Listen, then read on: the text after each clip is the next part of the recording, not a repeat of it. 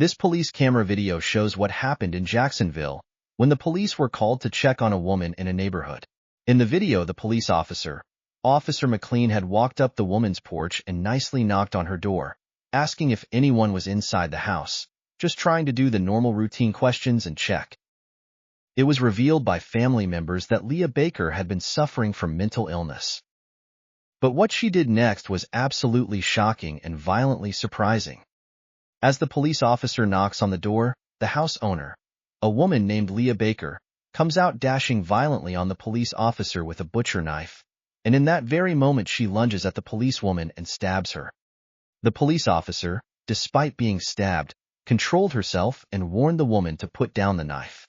Despite the sudden shock and her bleeding from the stab wounds she had just suffered, she exhibits absolute self-control and impressive composure. Officer McLean again yells commands at the woman to put down the butcher knife, or she will get shot.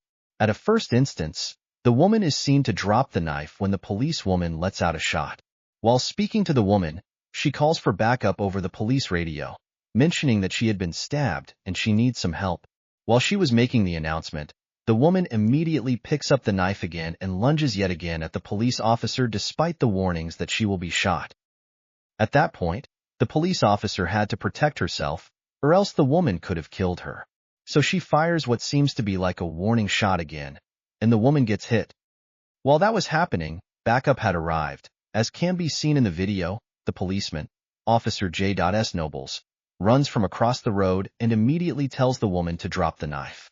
Instead of listening to the commands, the woman picks up the knife and immediately lunges, this time, at the policeman.